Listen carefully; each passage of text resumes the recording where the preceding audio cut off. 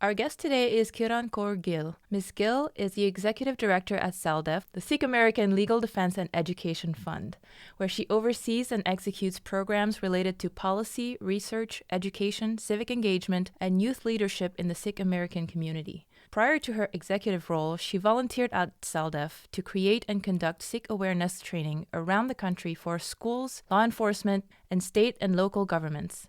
She worked with the New Jersey Attorney General's office to develop statewide curricula and helped establish the Sikh Lead New Jersey program, which encourages civic engagement among Sikh students. Additionally, Ms. Gill ran her own company, Pars Environmental Incorporated, from 2003 to 2017. Ms. Gill served as a board member of the One Project, an interfaith and community coalition organized to address social needs through education and volunteerism, and was the president and founding member of the Inspiring South Asian American Women. Her leadership and business acumen has won her numerous accolades. Thank you so much for taking the time to join us. It's great to have you. Thank you so much for having me here. Let's start from the beginning. Tell us about your journey as an Asian American woman. Where'd you grow up? What was that like? And what has it been like being a Sikh American? So I was born in the nation's capital. So we were in Washington, D.C. My parents lived in Maryland at the time. I spent several years there. And because of my dad's job, we moved around quite a bit. We moved from the D.C. area to Toronto, Canada for a couple of years, then down to Tampa, Florida, and then to New Jersey. And then I was back to DC, and now I'm actually out in LA for this job. So really, Oh, wow. a lot of traveling. I think it's really interesting the experience of being an Asian American, especially in different places. I distinctly remember the move from both Toronto to Florida and then Florida to New Jersey. The school that I was in Florida, I think I was one of two minorities in the entire school. Wow. Much less South Asian, much less Sikh. And I think there's always a sense of having to feel like you have to explain who you are, especially for Asian Americans, South Asian Americans, and even more so Sikh Americans of being a minority of a minority. Sikhism has very distinct articles of faith. A lot of times men look different and have those distinct articles of faith, although they can be worn by women, such as a turban. The turban and the beard is quite distinct. But even as a woman, just explaining the long hair, the gara, which is a metal bracelet, which again is another religious article of faith. Those are things early on you try to almost have like an elevator pitch for who you are, which is really interesting. Who you are, your cultural and religious background, because it does come up. And sometimes that can be an extra burden that we have to bear because we're absent in many ways from the media and public consciousness. And I think that does make it hard. When I moved from Florida to New Jersey does have a growing Asian and South Asian population. So I was one of several South Asians and Asians in the school that I was in. But still, you still have that having to explain yourself. It is less in that phase of middle school, high school, trying to figure out who you are on so many levels, especially in high school when I was surrounded by other South Asians, both Sikh and from other religious groups and parts of India, trying to figure out, what that meant, how that figured into our identity and how we wanted to lean in. Some people really leaned in and some people chose to not lean into that part of their identity. And I think it's just an interesting choice that we make, or sometimes we feel we have to make as we grow up and try to develop into who we are and define our values. Yeah. I'm originally from Toronto as well. I'm curious what your experience was like in Toronto. Was it different? Toronto, we were only there for about 2 years. We lived in Mississauga at the time. Since there is a larger Punjabi and Sikh population, I saw a lot more influences of Sikhism and certain values that the faith subscribes to, at least where the spaces we were in. In New Jersey, at least the area I was in, there was much more diversity in terms of the mix of South Asians. So I think that was also a learning for me, and that was neat to learn about other cultures and faiths that are practiced in the Indian diaspora. Yeah, a lot of people don't know much about Sikhism. So for the benefit of our listeners who may not be familiar, can you tell us a little bit about your faith and maybe its core beliefs? Sure. And I love how you preface that, how a lot of people don't know a lot about Sikhism. SALDEF did a study in 2012 in conjunction with Stanford University called Turban Myths.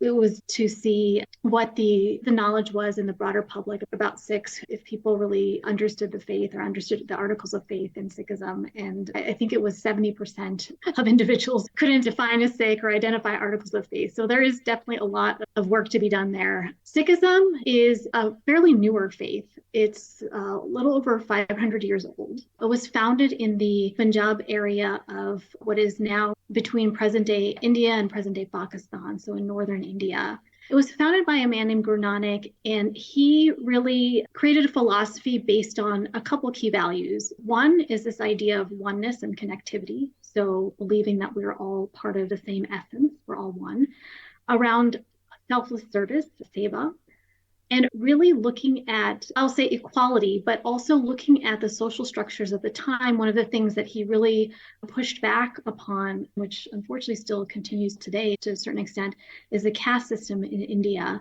So really coming out with this philosophy of being one, that everybody has equal access to spiritual enlightenment and everybody has value and worth and is able to go on the spiritual journey. And that really pushed against some of the norms at the time or challenged some of the norms at the time. He also believed in gender equality. And so a lot of really progressive values that we see people talking about today that were discussed 500 years ago. He was followed by 9 other gurus who subscribed to the same philosophy, and we believe are spiritual teachers who are enlightened. So we don't believe they're God, but we do believe they're humans who have reached spiritual enlightenment. And the 10th guru formalized this philosophy into a religion on one of the holiest days, Vaisakhi. So on Vaisakhi, there's a festival in that area of Punjab, and he brought people together and really formalized the faith and asked his followers to come forward and to sacrifice themselves for the faith and not only subscribe to following the values, but also wearing articles of faith so we're easily identifiable. It's really a way of saying we're committed to these particular values of Sikhism, things like standing up against oppression, things such as selfless service, these values that the Guru Nanak and the other gurus had been teaching for several years prior to the 10th guru really formalizing this. And so the 5 articles of faith that followers that were baptized at the time were asked to keep, one is uncut hair, and that symbolizes spirituality. I mentioned the uncut hair, but that is often under a turban, which is probably the most visible articles of faith. And that at the time of the gurus, that was a symbol for royalty. So again, it's this idea of really emphasizing everyone's worth. The second is Ganga, which is a small comb, and it's kept a lot of times in the hair, and that symbolizes cleanliness and discipline. The third is Skara. It's a steel bracelet worn on the dominant hand, and it's a reminder to do good deeds, to do what's right. It's also a symbol of the universal or unending nature of God, so we in that circle shape. The fourth is a kirpan, which is a small sword, and it's a reminder to stand up against oppression. And at that time of the 10th guru, there was a lot of both religious oppression, cultural oppression from rulers in that area. So that was something that was particularly meaningful.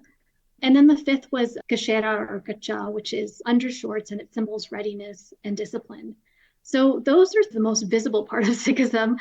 But behind that is really this concept of oneness and spirituality, remembering God at all times and remembering that connection we have between one another. The one last thing I'll just add about Sikhism is that a lot of times you can tell Sikhs because of their middle or last name. On that Vaisakhi, Guru Gobind Singh gave the name Singh to all Sikh men and Kaur to all Sikh women. Singh means lion and Kaur means princess.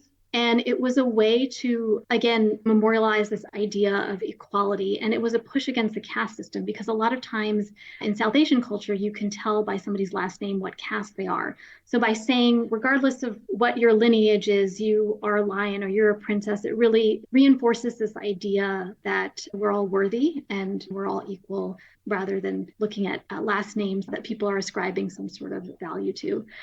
After the last guru of the Sikhs had the Vaisakhi event and formed the Khalsa, which is the body of baptized Sikhs. He also put all the teachings in a book called the Guru Granth Sahib. So if you go to a Sikh Gurdwara, typically for a service, you'll see readings from the Guru Granth Sahib. I'm glad you brought up the name because one of my friends told me about that, and I thought that was really cool that women don't necessarily take their husband's name, they have their own name. Thank you for that wonderful introduction. So you're also involved in a lot of interfaith community organizing. One of the things I find fascinating is how all the religions, if you look at the core teachings, a lot of it is very similar. So what does Sikhism teach that you found is very similar across other religions? I think at the essence, those enlightened teachers, or they use different names in different faiths, but I do believe everyone is getting to this idea of oneness and connectivity. I know Christians talk about fellowship, and a lot of the Abrahamic faiths, they talk about brothers and sisters. Hindu faith talks about oneness as well to a certain extent. That is something that a lot of the faiths have in common. I think the way that we express that outwardly and go on our journeys is a bit different, but I think that is something that I've seen, particularly in the interfaith work. And those that are really working in community, really practicing their faith, they really believe in that connection and service. And I see that. I think that's a beautiful thing. And that gives me hope for the interfaith work that we're doing. Faiths connecting across different issues to really make a difference in broader issues that are affecting our lives. Yeah. One of my goals for this podcast this season is to help reclaim what it means to be American, what it means to be patriotic, what are American values, as something that isn't monopolized by white conservatives, but shared among all American people, especially including people of color, because we're often left out of this conversation. So what does patriotism look like to you? For me, patriotism really looks like civic engagement. It looks like the advocacy work that I know a lot of us are doing or involved in. It's getting involved in the system and understanding that there's flaws in the way that things were done, being realistic and being truthful about the journey of America, but working to make it better. And I think I've seen that across communities. I've certainly seen it, especially I think it's sort of this energy in the last couple of years from the AAPI community, partially because of negative experiences that have been happening, but really communities coalescing around this idea that if we work together, we can make substantive change and really hold America to its promise. And I'll put promise in quotes because I know who you ask Yeah. who will depend on whether they believe this is a promise, but I believe it's a promise of working towards a truly inclusive democracy. So many of our families came here believing in the American dream. My parents came here as professionals in the 60s and 70s. And especially in the last couple of years, the Trump administration, sort of the xenophobia and the anti-immigrant rhetoric, I would see the pain on their faces because there's a question of, is this American dream real and will it be able to manifest for future generations? And I think our work, especially those that are here and that are familiar with the system and that can vote and can exercise our rights, that we have to do that to the fullest. And I think to me, that's true patriotism. That's a wonderful answer.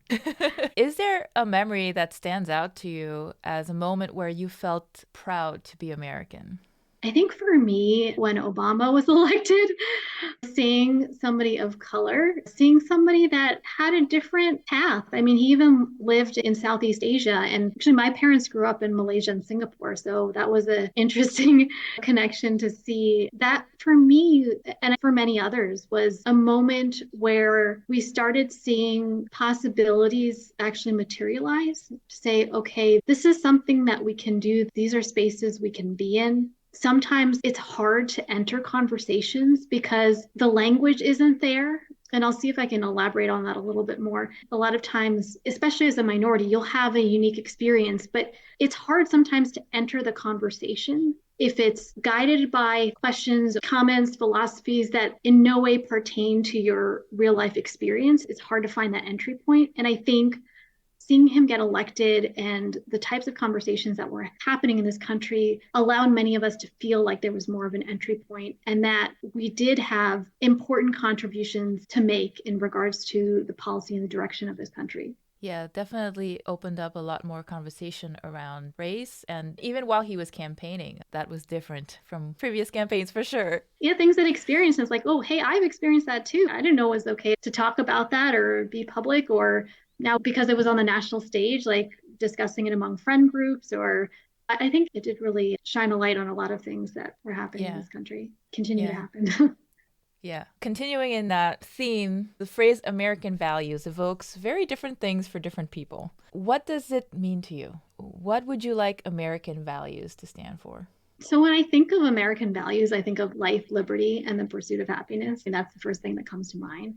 But all of those things, does it really apply to everyone in this country? Is everyone allowed to experience life, liberty, and the pursuit of happiness in the same way? And really, for me, American values are, again, working towards ensuring that the American dream is accessible to everyone. And I think that's where we have some work to do. Definitely. Now, you have been in numerous positions of power. If you are comfortable sharing, what has been your experience as a woman of color in those positions of power, both in business and in social justice spaces? Do you feel like you have to approach things differently because you're a woman? Even in Sikh American spaces, do you feel like you have to approach things differently from the men? What has that been like? Yes. I come to this work from running my own company for 15 years. I was in highly male dominated spaces. Sometimes it's so pervasive in our culture that things that you see in the workplace, in client meetings, at least in the engineering consulting field, I think there is a lot of catering to men in the way that the work structure is set up and the expectations in the spaces where you network, all of those things. So I had 15 years of, okay, this is the work expectation, devote 110% of your time to work all the time, be available to go golfing and like those types of things. I remember client dinners with the big steak dinner and beer. Nothing against any of those things. They're all great in their own way. But when I think of cultural shifts in work environment, in what's acceptable and the way that we talk in the workplace and the way that we structure our work, it is interesting to see ways that it can be structured differently. And in both of those spaces, I think I did bring in a more womanly touch in terms of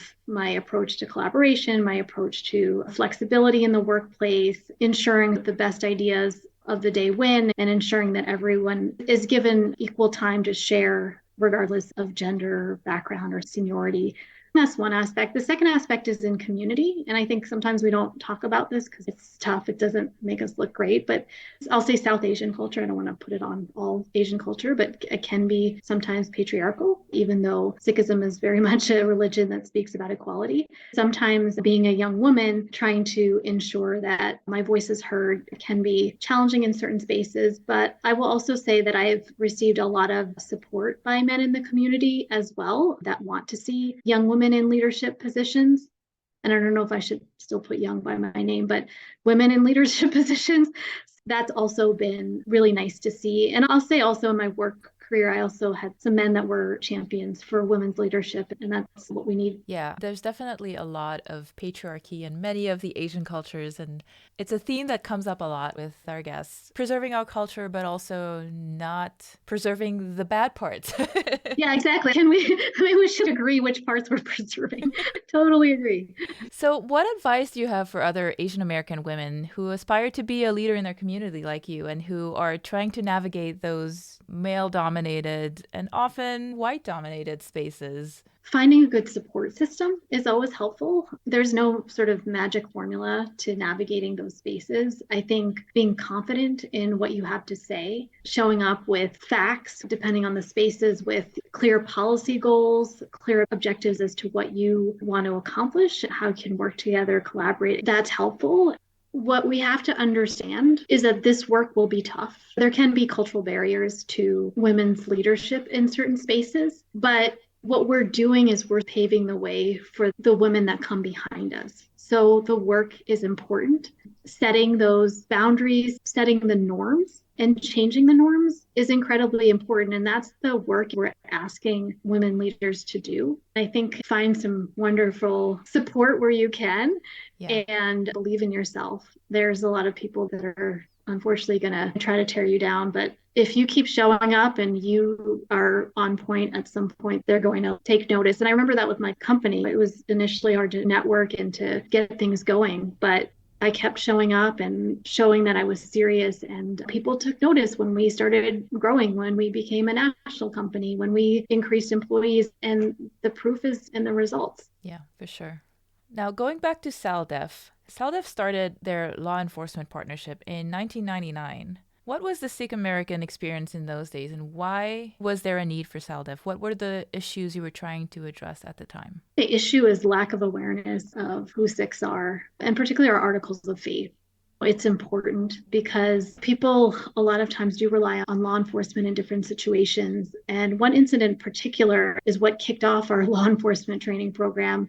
There was a Sikh individual in Texas who called law enforcement after there was a break-in at his home. And law enforcement came, searched his home, and found a kirpan, which is a religious article of faith, and they arrested him. Obviously, this is the opposite of what you would hope for if you're calling on the police in this traumatic situation where your house is broken into.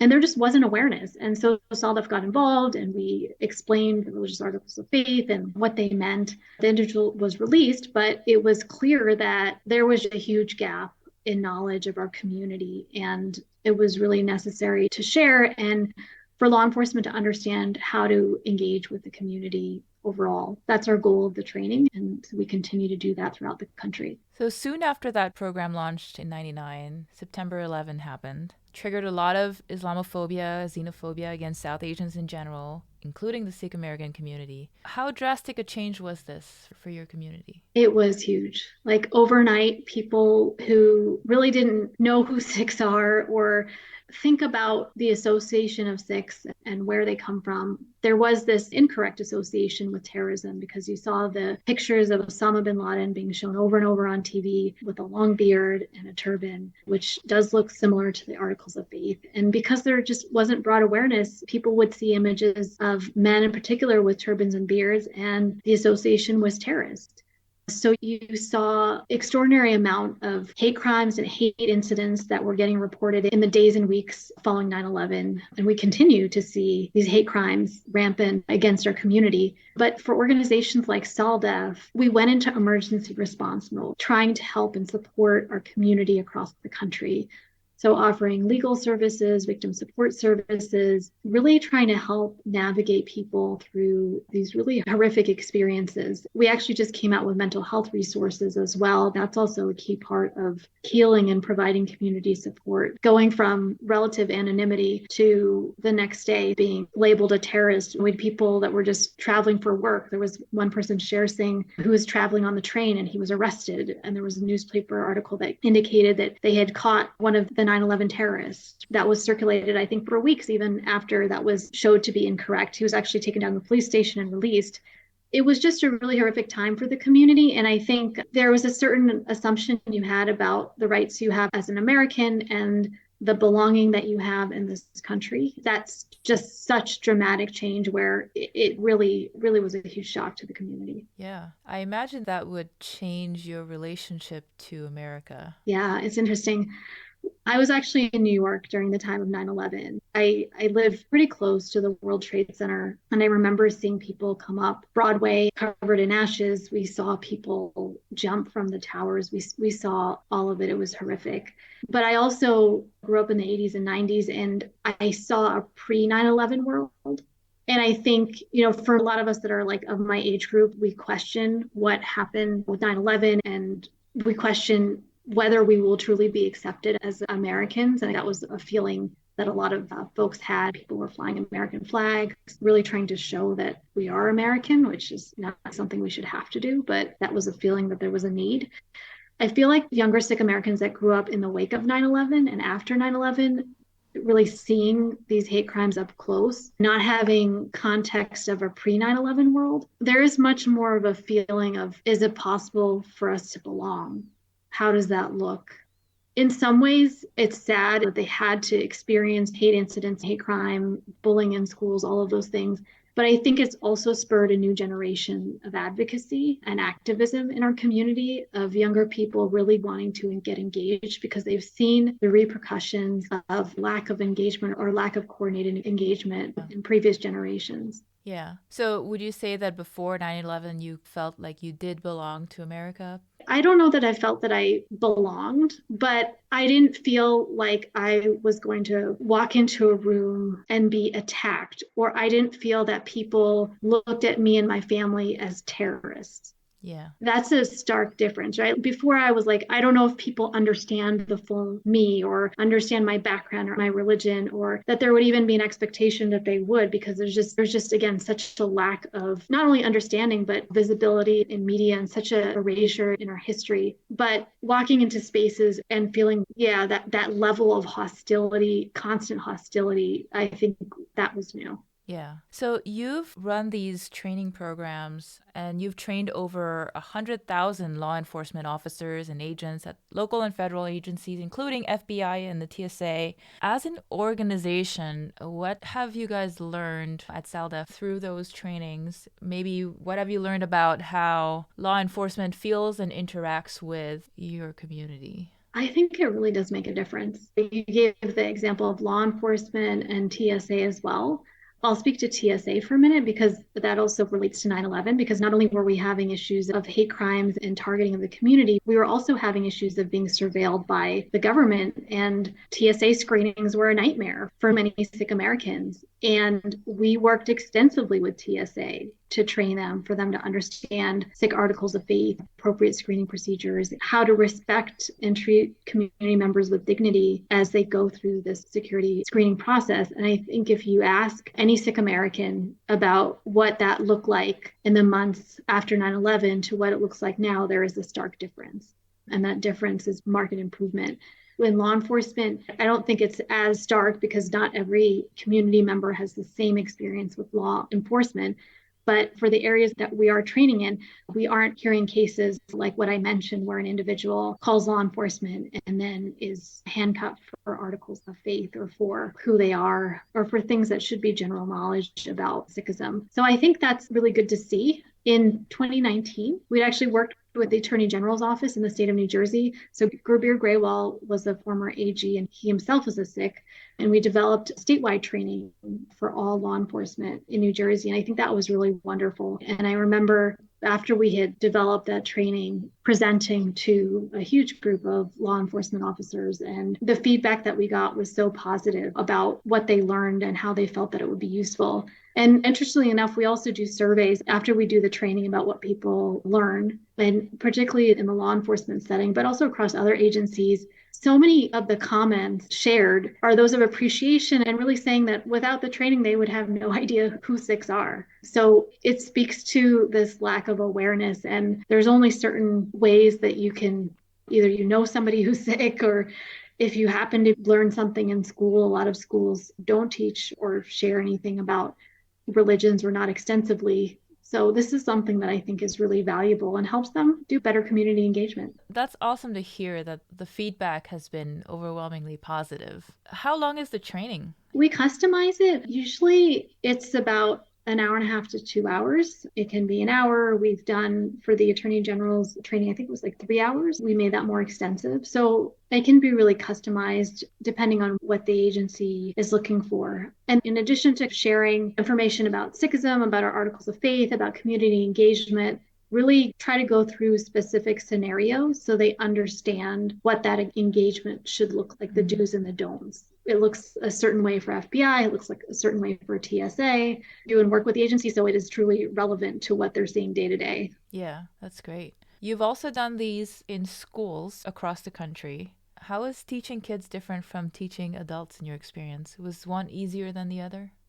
I like both. I like teaching in schools. I think the questions we get from the kids are always really interesting and cute. But yeah, I mean, the questions we get from law enforcement and from the agencies, in addition to Sikhism, is really about how do we like interact, and specifically around engagement with articles of faith and screening, certain protocols. With kids, it's more just awareness. They may have a kid in their class that wears a turban or a patka, and they want to know what that means. So the focus is giving them that overview instead of making that Sikh student in the class feel like they have to answer every question known to man about Sikhism, that there's some basis so their peers and other students are able to understand it. A lot of times when that understanding is missing, that can cause issues. And once that's there, I think that does help eliminate teasing, or in more extreme cases, bullying. Yeah. So have you had difficult conversations, or maybe where things things were escalating? Have you learned about some ways to deal with situations where maybe the person you're trying to educate isn't receptive? Yeah, we have a different engagement techniques. One thing that we always try to do is we try to have trainers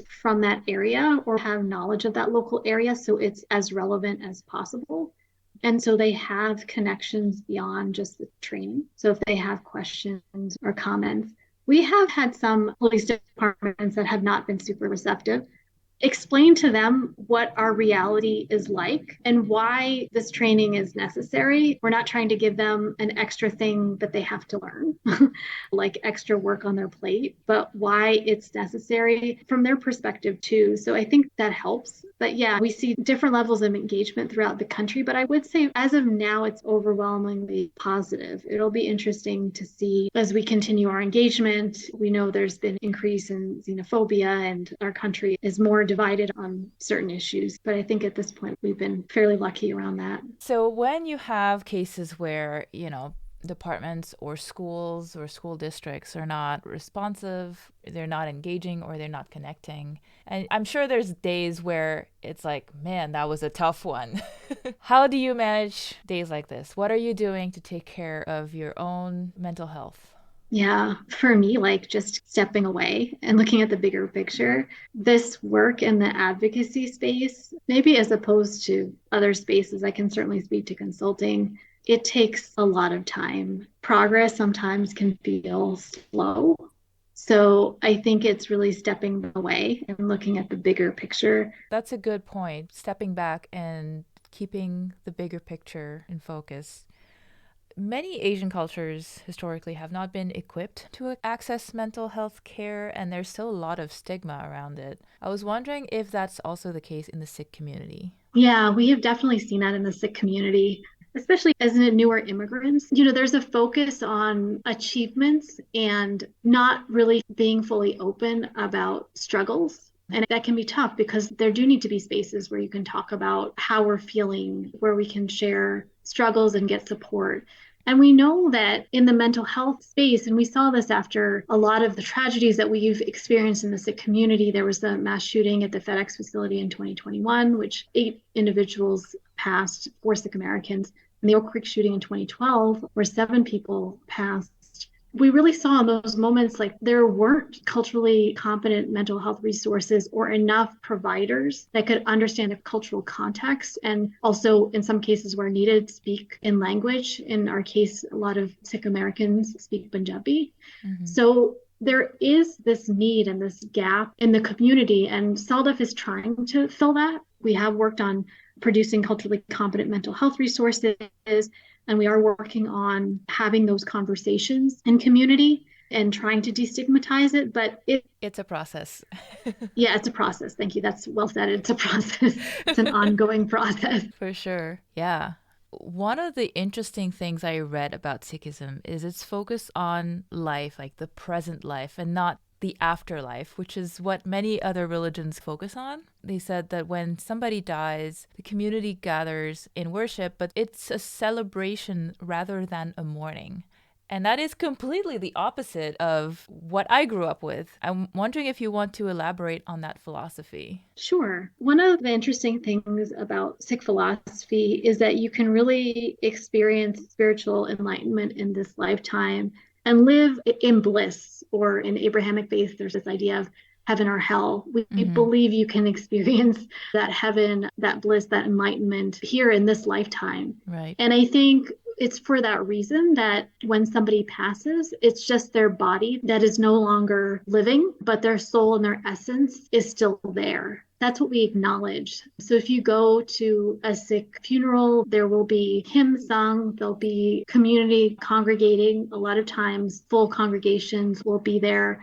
And it's an acknowledgement of the passing, but it's not mourning in the same way because there's that continuity. Do you feel that this approach makes the grief process easier? I don't know if grieving is ever easy, but I think it gives the community a different perspective. I think when we've seen tragedy and we've experienced grief in the community, for those that are here, for survivors, for community members, There's really a sense that we want to ensure that whatever the circumstances, and the two that I gave you earlier, the example of Oak Creek, Wisconsin, the mass shooting there, that we really want to work to ensure that nobody else and no other communities have to experience that type of grief. So a lot of that grief, frustration, sorrow, and in some cases even anger, depending on the person. That's not something that we subscribe to on a spiritual level, but everybody's human, right? Yeah. That turns into, how can we advocate? How can we ensure these things don't happen again? And how can we use our time and energy to really work with the broader community, be in these spaces and promote progress around a lot of these issues, especially around issues of hate that our community has experienced? Yeah. What are some changes you would like to see when it comes to access to mental health in America? I think there just needs to be more discussion about mental health as a starter. There's a lot of issues that are mental health related that we don't make the connection and we don't have discussions around. I would like to see more mental health support. I'd like to see more culturally competent mental health resources and more access. There really needs to be more infrastructure built around mental health because it touches every aspect of our lives.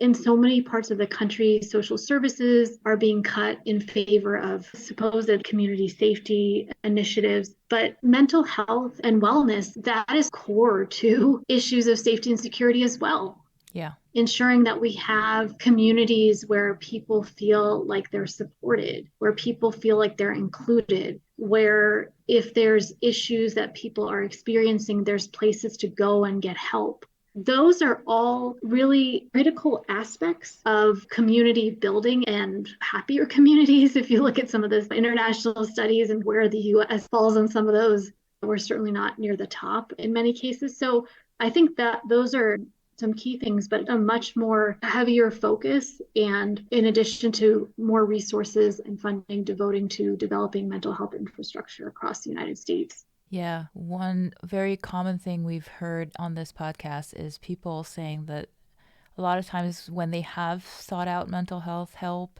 that it hasn't been culturally sensitive. And that makes it even harder to then want to pursue mental health help, because what's the point if the person you're talking to is telling you to do things that culturally you just don't feel like you can? Yeah, absolutely. When you sit down with a therapist, it's so essential that they understand the context of the situation, right? To be able to help guide you and be able to provide the appropriate support. And if somebody doesn't understand, that's a huge gap in their ability to help. Yeah, I totally agree with you. Yeah, and there's just so many layers of roadblocks. If you're somebody who's in need of mental health support, the last thing you want to do is sit through phone trees and call 3 or 4 or 5 different people to get it approved by your insurance and find a provider that is in network. All of these things, there's just so many hurdles that people have to overcome to even get to the first appointment. So definitely a lot of work to be done in terms of having access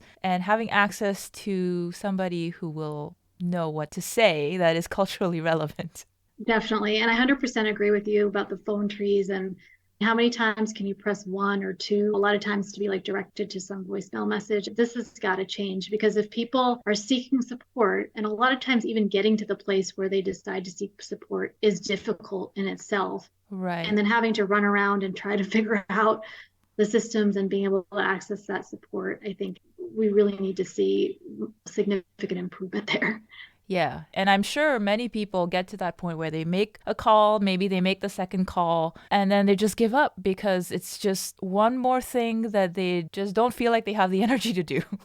I have sought mental health help before, and I have gone through this as well. The only reason I went through is because I was very adamant about it from childhood. So I was like, okay, I'm going to do this no matter what it takes. But I wondered throughout this process how many people get to this point and just give up because it's so frustrating to deal with the system. Yeah, definitely. 100%. I agree. Yeah. We like to wrap up the interview with our rapid fire section. These are one word or one phrase answers. You don't have to explain, but you can if you want to. Okay, sure. All right. What's an Asian food that you should like but don't? Oh my God, I love all Asian food. Okay, there's an Indian Punjabi vegetable. It's called karela, and it's like bitter gourd, and it's not my favorite. I Yeah, don't we know if have. I should like it. Actually, let me change my answer because my parents are from Malaysia and Singapore. They are big fans of durian, and I am Hmm. not a fan. And all my cousins there love that fruit.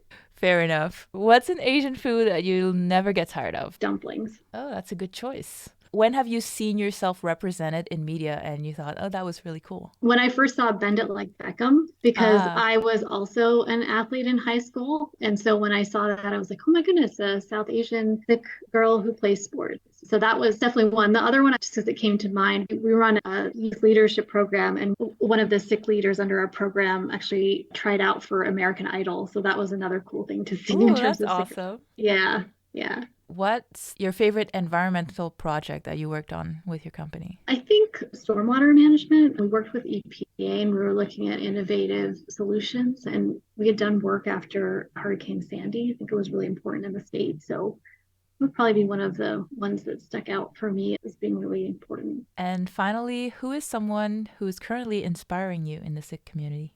Ooh, who's currently inspiring me in the Sikh community? There's so many incredible individuals. Well, you can name a few if you want. It doesn't have to be just one. Okay. I think what I really love to see is really making their mark. So seeing what Rupi Kaur has done, I love how she's the poet, her poetry, and then how she's weaved in aspects of the philosophy and the faith in really discovering, exploring who she is and womanhood. So I think that's really cool. I think it was really interesting to see Lily Singh when she got the talk show, and now I think she's doing a couple other Mhm. interesting projects. Simranjeet Singh, I know, just came out with a book and he was speaking at South by Southwest. I just think that there's a lot of really interesting voices in our community. Oh, another one is Shajit Singh, who was the Sikh Captain America. Awesome to see him take on that persona and really challenge stereotypes in those ways. Yeah, I could probably list on and on, but I really like to see community like entering these spaces and authentically sharing who they are and Yeah, sharing more about the community and about Sikhism. awesome. Thank you so much for doing this. Thank you. Really appreciate it.